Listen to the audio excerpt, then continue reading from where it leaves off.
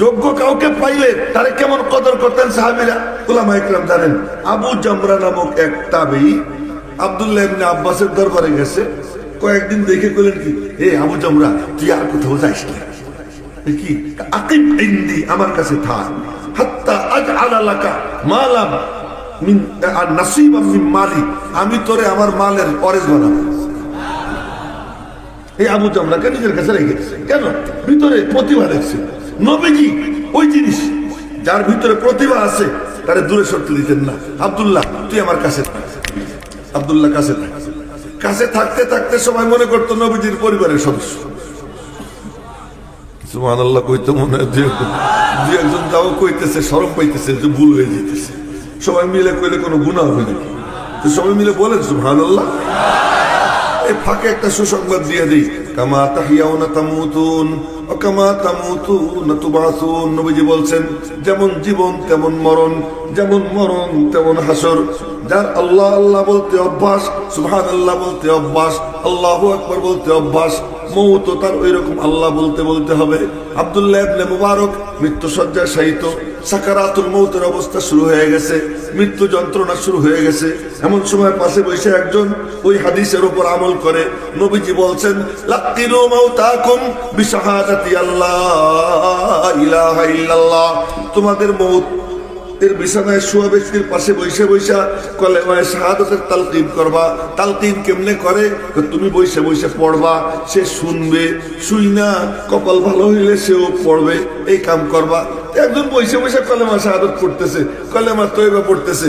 আব্দুল্লাহ ইবনে মুবারক কয়, আশহাদু আল্লা ইলাহা ইল্লাল্লাহ ওয়া আশহাদু আন্না মুহাম্মাদার রাসূলুল্লাহ, লা ইলাহা ইল্লাল্লাহ মুহাম্মাদুর রাসূলুল্লাহ।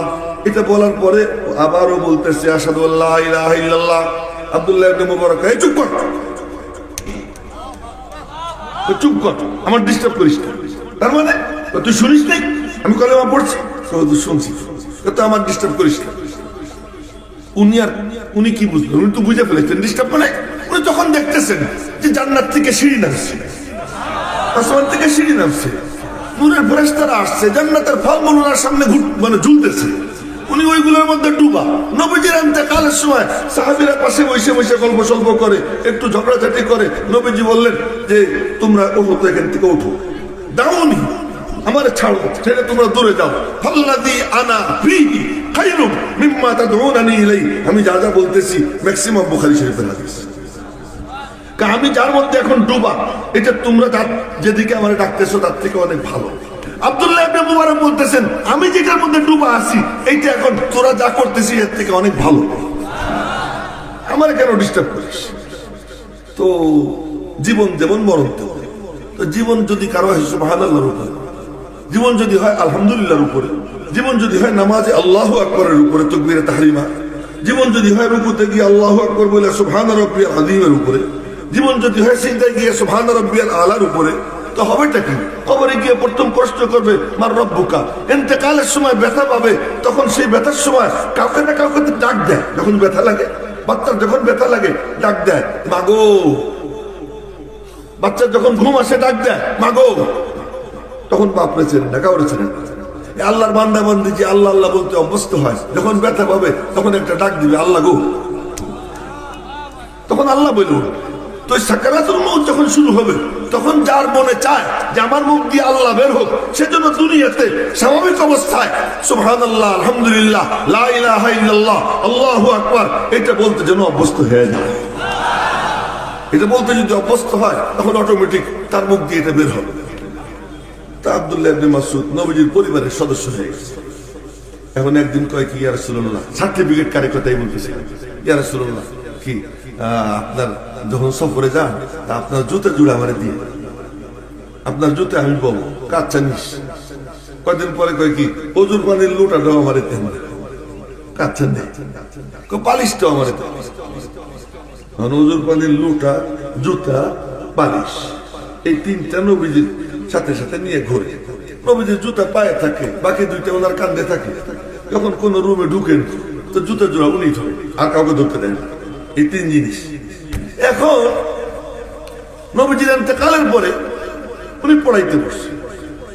আল্লামা শাইখুল হাদিস এমনি মাসুদ এখন 10 দিবেন, আপনারা সবাই চৌকান্না হয়ে যান।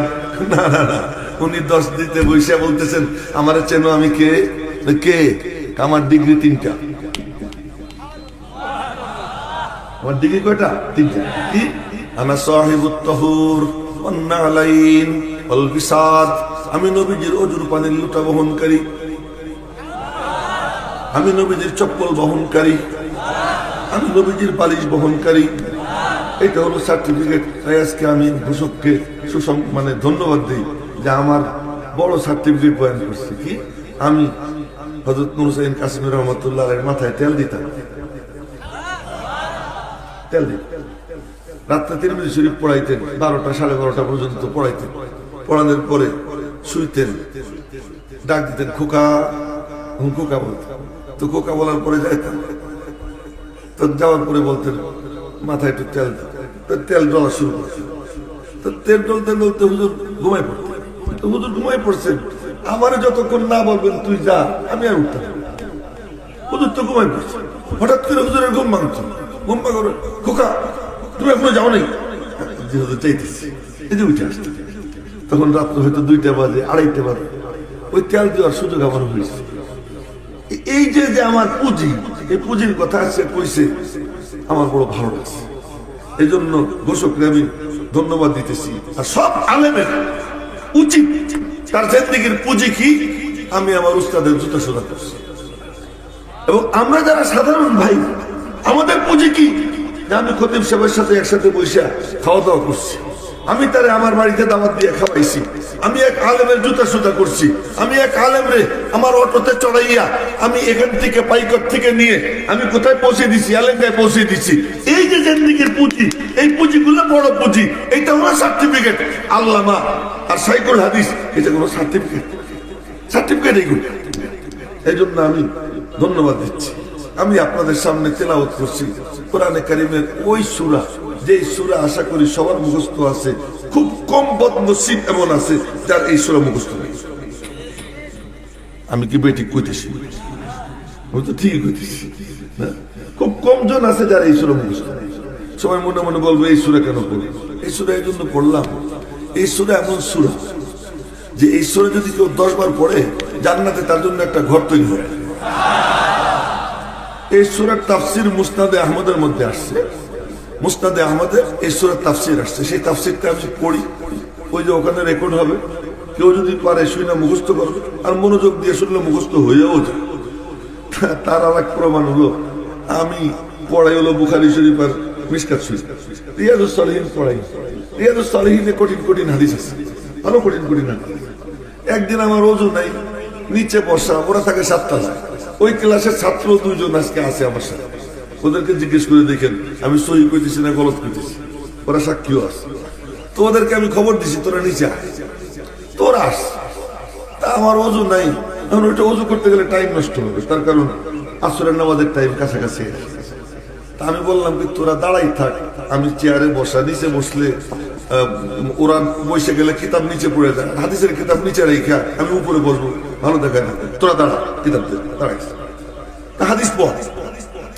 আমি কিতাব ধরি না, বুঝো নাই, তোরা হাদিস পড়ছে, আমি মনোযোগ দিয়ে শুনছি। 3 লাইন না 4 লাইন এক হাদিস দেখলাম, সাথে সাথে আমার মুখস্থ হয়ে গেছে।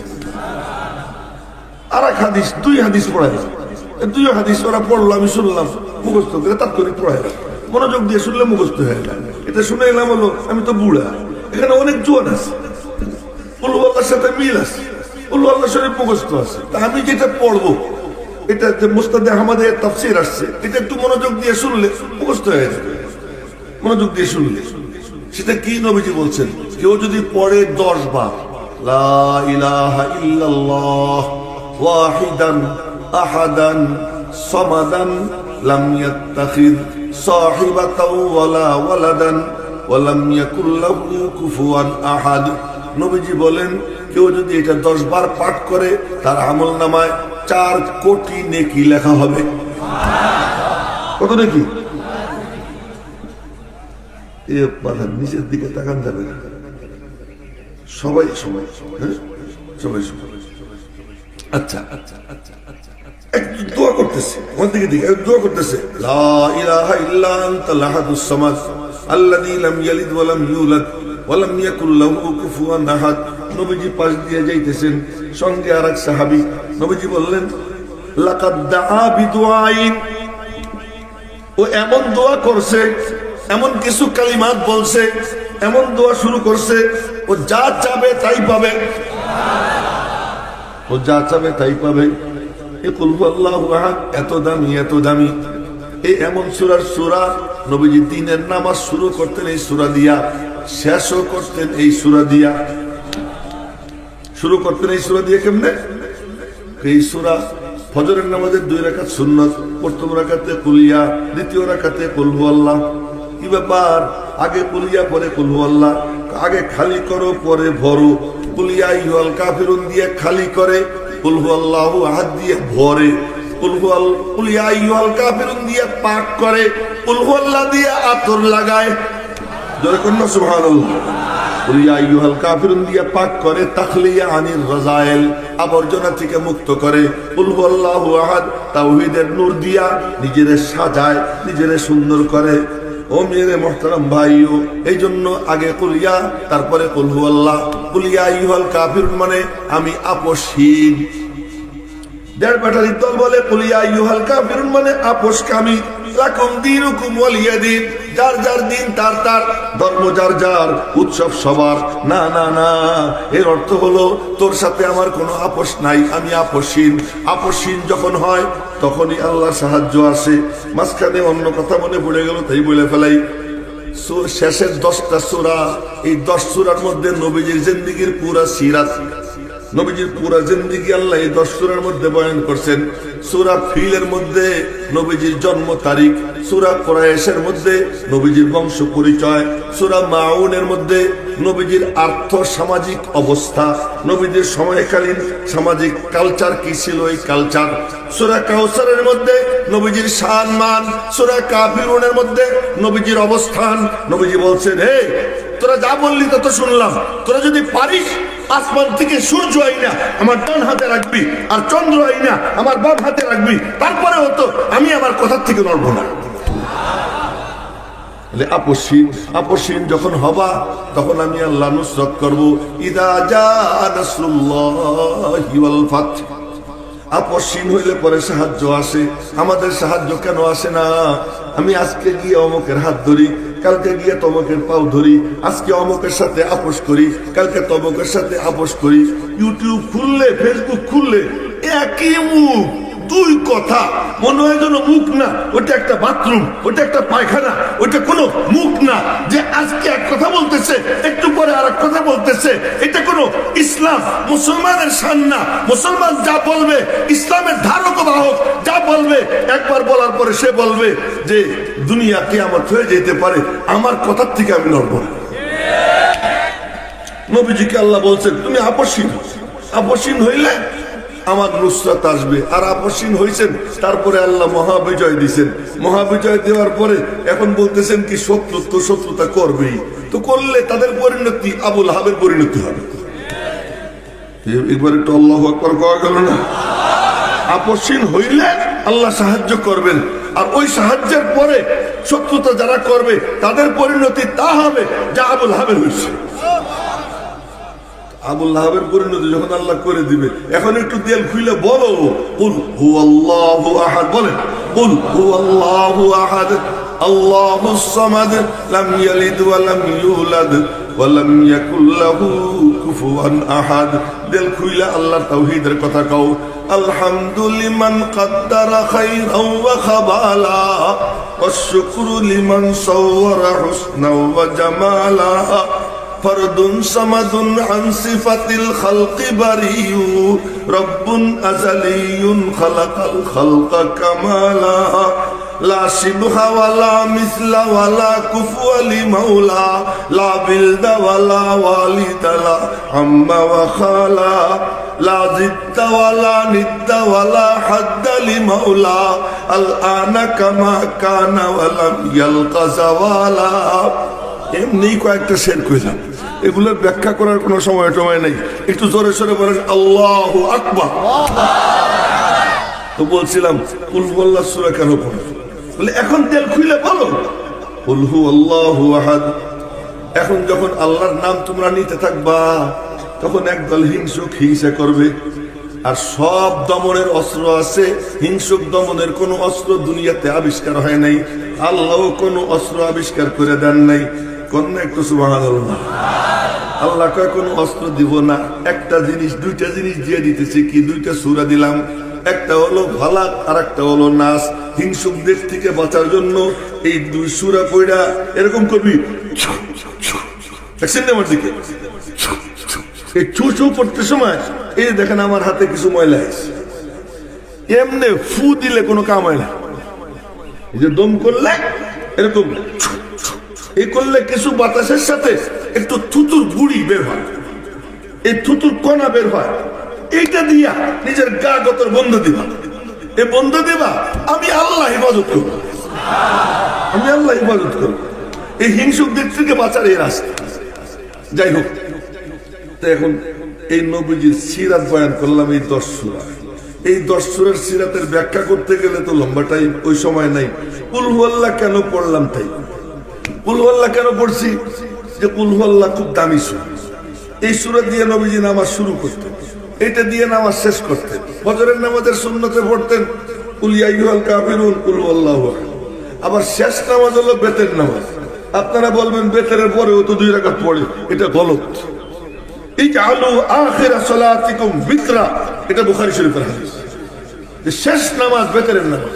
বেতের নামাজের প্রথম রাকাতে নবীজি সাব্বিহ ইসমা রাব্বিকাল আলা পড়তেন, দ্বিতীয় রাকাতে কুল ইয়া আইয়ুহাল কাফিরুন পড়তেন, তৃতীয় রাকাতে কুল হুয়াল্লাহ পড়তেন। আচ্ছা, হজ শুরু করবেন, উমরা শুরু করবেন, তার আগে 2 রাকাত নামাজ। এই নামাজে আপনারা দেখেন প্রথম রাকাতে কুল ইয়া, দ্বিতীয় রাকাতে কুল হুয়াল্লাহ। মাগরিবের পরে 2 রাকাত সুন্নাত, এর প্রথম রাকাতে কুল ইয়া, দ্বিতীয় রাকাতে কুল হুয়াল্লাহ। এত দামি সূরা, এত দামি সূরা। এই সূরা এমন সূরা, কেউ যদি এটাকে মহব্বত করে, এই মহব্বত তারে জান্নাতে বসে দিবে। এটা বুখারী শরীফের হাদিস। মসজিদে কুবার ইমাম, কোন জায়গা, যেখানে সেখানে প্রথম মসজিদ, লা মাসজিদুন উসসিসা আলা তাকওয়া মিন আউয়ালি ইয়াউম, ওই মসজিদে কুবা। শনিবার দিন পায়ে হাইটা কেউ যদি মসজিদে কুবায় গিয়া 2 রাকাত নামাজ আদায় করে, আল্লাহ পাক তার আমল নামায় একটা কবুল উমরার সওয়াব দান করে দেয়। এমন মসজিদ। ওই মসজিদের ইমাম নবীজি নিয়োগ করছেন। ওই ইমাম সাহেবের সিস্টেম কি ছিল, বুখারী শরীফের হাদিস। নামাজে দাঁড়াই এই আলহামদুলিল্লাহ শরীফ পড়েই সূরা একটা পড়ে কুল হুয়াল্লাহ, নাহলে কুল হুয়াল্লাহ পড়ে একটা সূরা, মানে কুল হুয়াল্লাহ পড়বেনি হার রাকাত। মুসল্লিরা ধরছে, ভাই তোর তো কুল হুয়াল্লাহ সারে না, আরো এক সূরা পড়িস। ভাই কুল হুয়াল্লাহ পড়, নাহলে অন্য সূরা পড়। কয় যে ভাই আমার নামাজ এমনি চলবে, পছন্দ হইলে ইমাম রাখ, নাহলে বদলাই নি। আমি ইমামত ছাড়বো, কুল হুয়াল্লাহ ছাড়বো না। ওরা মনে মনে করে না রে, হুয়া আফজল না, ও আমাদের মধ্যে সেরা, নামাজ ওর পিছনেই পড়বো, আর কেউ কিচ্ছু কয় না। আখেরি ঠিকানা নবীজি। নবীজির কাছে গিয়ে নালিশ করছি, ইয়া রাসূলুল্লাহ ঘটনা তো বুঝলাম না, আমরা খালি এতটুকু কইছি, ভাই কুল হুয়াল্লাহ পড় না অন্য সূরা পড়। ইমামতি ছাড়ার হুমকি দিছে, আমরা আর কিছু কইনি। ওর নামাজ, ওর পিছনে নামাজ পড়ে খুব মজা লাগে, ওর পিছনে নামাজ পড়ে মজা লাগে। কারো কারো তেলাওয়াত এমন লাগে মনে হয় যেন আসমান থেকে নাজিল হইতেছে। এই তার মধ্যে একজন উনি, উনার তেলাওয়াত শুনতে ভালো লাগে। ইয়া রাসূলুল্লাহ কারণটা কি একটু জিজ্ঞেস করে। নবীজি ডাক দিছেন, কি সোনা মিয়া? আরে আমি না কইলাম সোনা মিয়া, নবীজি কি আর সোনা মিয়া বলছেন? যা একটা বলছেন কি তুমি বলে সব রাকাতে কুল আল্লাহ পড়ো? জি। আমার দিকে দেখেন, না দেখলে তো বুঝবেন। জি। কেন? মনে মনে কয় এর মধ্যে 5টা সিফাত। কি? আহাদ, সমাদ, লাম ইয়ালিদ, লাম ইউলাদ, ওয়া লাম ইয়াকুল লাহু কুফুয়ান আহাদ। আহাদ মানে একটা, এগানা, নিরালা। ওয়াহিদ মানে এক, আহাদ মানে একটা, একটা মানে লাইসা কামিসলিহি শাই, আল্লাহর মতো কোনো কিছু নাই। লাহু ইয়াদুন লাইসাত কাআইদিনা, ওয়া লাহু রিজলুন লাইসাত কাআরজুলিনা, ওয়া লাহু আইনুন লাইসাত কাআয়ুনিনা, ওয়া লাহু উযুনুন লাইসাত কাআযানিনা, ওয়া লাহু জামিউল আযাইনা লাইসাত কাআযাইনা। আল্লাহ পাকের চেহারা আছে, আমাদের চেহারার মতো না। চেহারা যদি নাই থাকবে, দেখবেটা কি?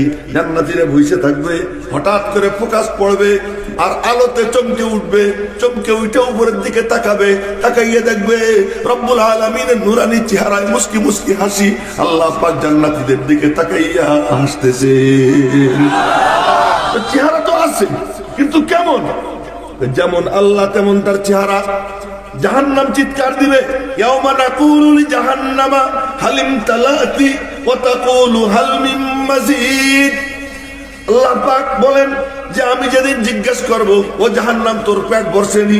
আর জাহান্নাম বলবে আরো আসেনি, আরো আসেনি, আমার পেট ভরে নাই। এই জাহান্নাম চিৎকার দিতেই থাকবে হাত্তা ইয়াদার রাব্বু তাবারাকা ওয়া তাআলা কদমাহু আলান নার। আল্লাহ পাক তার কদমকে জাহান্নামের উপর রাখবেন। বোঝা গেল কদম আছে, কিন্তু কদম কেমন? আমাদের কদমের মতো না। এবং কদম রাখার পরে জাহান্নামের ভিতর থেকে আওয়াজ আসবে, কত কত কত। হাদিসে আসছে, বুখারী শরীফের হাদিস, কত কত কত মানে ক্যাচ ক্যাচ ক্যাচ শব্দ হবে। জাহান্নাম চেপে যাবে, চেপে যাবে আর বলবে কি, হ্যাঁ আমার পেট ভরে গেছে। জান্নাতও চিৎকার দিবে যে আল্লাহ আমার পেট ভরে নাই, আমারে দাও। আল্লাহ পাক নতুন মখলুক সৃষ্টি করে জান্নাত ভরবে। কিন্তু জাহান্নামে আল্লাহ তাআলা নিজের কুদরতি কদম রাখবেন। বোঝা গেল কদম আছে, কিন্তু আমাদের মতো না। আল্লাহ আহাদ, এই কথাটা ভালো করে বুঝেন। আল্লাহ পাক বলেন, ওয়া মিন কুল্লি শাইইন খালাকনা যাওজাইন লাআল্লাকুম তাযাক্কারুন। हर चीज को हमने जोड़ा जोड़ा पैदा किया। सब जिनिस আমি জোড়ায় জোড়ায় বানাইছি যেন তোরা একটু ফিকির করিস। তার মানে মখলুক যখন জোড়ায় জোড়ায়, খালেক কেমনে জোড়া হন, এটা হলো ফিকির। মখলুক যখন জোড়ায় জোড়ায়, খালেক জোড়া হইতে পারেন না। এই জন্য দেখবেন গমের একটা দানা, ওরও মাঝখানে ফাড়া। তো কন্যা সুবহানাল্লাহ। গমের একটা দানা, তারও মাঝখানে ফাড়া। কি ব্যাপার? জোড়ায় জোড়ায় আসমান জমিন, রাত দিন, নারী পুরুষ, সবকিছু জোড়ায় জোড়ায়। সবকিছু যখন জোড়ায় জোড়ায়, একমাত্র বেজোড় কে? এ হলো আহাদ। কুল হু আল্লাহু আহাদ। ওরা বলে কি যে وقالت اليهود عزير ابن الله وقالت النصارى المسيح ابن الله وقالوا اتخذ الله صاحبة وولدا। ওই খ্রিস্টানরা বলে আল্লাহর বিবি মারিয়াম আল্লাহর ছেলে ঈসা। ইহুদিরা বলে উজায়ের আল্লাহর ছেলে। আল্লাহ পাক বলেন, এর মধ্যে যারা বলবে আমি আল্লাহ এক, তো আল্লাহ তাদের উপরে এত খুশি হয় যখন বলে না না না, আমার আল্লাহর কোনো ছেলে নাই, আমার আল্লাহর কোনো সন্তান নাই, আমার আল্লাহ বাপ না, আমার আল্লাহর কারো সন্তান না।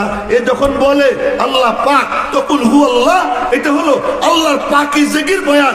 পুরো সূরার মধ্যে কেবলমাত্র আল্লাহ পাকের সিফাত। নবী জিজ্ঞেস করলেন, তুই এই সূরা এত পরিষ্কার, সব রাকাতে পরিষ্কার, মনে মনে কয় কি এই সূরার মধ্যে 5টা সিফাত, এই সিফাতের দিকে যখন তাকাই, ওই সিফাতের আয়নায় আমি আমার আল্লাহকে দেখতে আরম্ভ করে দেই। এই জন্য ইন্নী উহিব্বুহা, আমি কুল হু আল্লাহকে মহব্বত করি। নবীজি তখন তার জুবান নড়ে উঠে। নবীজির জুবান নড়া মানে কি? উনকা হা নেহি कहना भी है कुरान का जैसा। তার হা বলাও কোরআন, তার না বলাও কোরআন। কোরআন চুপ থাকে, নবীজি বলে। এই জন্য কোরআনকে বলে কোরআনে সাকেত, নবীজিকে বলে কোরআনে নাতিক। নবীজি বলতা হুয়া কোরআন, আর কোরআনে করিম চুপচাপ কোরআন। কোরআনে করিম নীরব কোরআন, আমার নবী সরব কোরআন। নবীজির জুবান দিয়ে যা বের হয় তা কোরআনই। আল্লাহ পাক বলেন ওমা ইয়ানতিকু, তার মানে নবীজি নাতিক। বলেন না সুবহানাল্লাহ। নবীজি নাতিক, নবীজি বলনে ওয়ালা, নবীজি সরব। নবীজির জুবান যখন নড়ে, রব্বুল আলামিন বলেন জুবান নড়ে তার, কথা বলি আমি আল্লাহ। তো নবীজি বললেন হুব্বুকা ইয়াহা আদখালাকাল জান্নাহ, তুমি যে মহব্বত করো এই সূরাকে, এটা তোমারে জান্নাতে পৌঁছে দিয়েছে। জোরে কন্না সুবহানাল্লাহ। ইউদখিলুকা না কয়ে কয়ে আদখালাকা, ইউদখিলুকা মানে পৌঁছে দিবে, আদখালাকা মানে পৌঁছে দিছে। সে এখনো জমিনে, জান্নাতে পৌঁছে দিয়েছে। তার মানে তোমার জান্নাতে যাওয়া এতটা নিশ্চিত, মনে করো তুমি জান্নাতে পৌঁছে গেছো, এতটা নিশ্চিত। মেরে মোহতারাম ভাই, এই সূরা কেন পড়লাম? এই জন্য পড়লাম যে কোরআনে কারিমে ছোট ছোট তিনটে সূরা, একটা সূরা হলো ওয়াল আসর, আর একটা ইন্না আতাইনা, আর একটা কুল হল, এই তিন সূরা। এখন একেবারে 1 মিনিটের মধ্যে শেষ করব। সেটা হলো যে আসমান ও জমিনের মূল ফ্যাক্টর তিনটা। এক ফ্যাক্টর হলেন আল্লাহ, বলেন কে? জোরে বলেন কে? আর এক পুরা কায়নাতের বর হলো মানুষ, বর দুলাভাই, দুলামিয়াকে মানুষ, তো মানুষ হলো দুলামিয়া। আল্লাহ পাক বলেন ওয়াসাখখারা লাকুম মা ফিস সামাওয়াতি ওয়া মা ফিল আরদি জামিআ, আসমান ও জমিনের কুল মাখলুকাতকে আমি তোদের খাদেম বানিয়ে দিয়েছি। সবগুলা খাদেম। খাদেম খাদেমের এক ব্যাখ্যা মাথায় আসছে, কইলে সবাই হাইসে দিত, কিন্তু বলার টাইম নেই।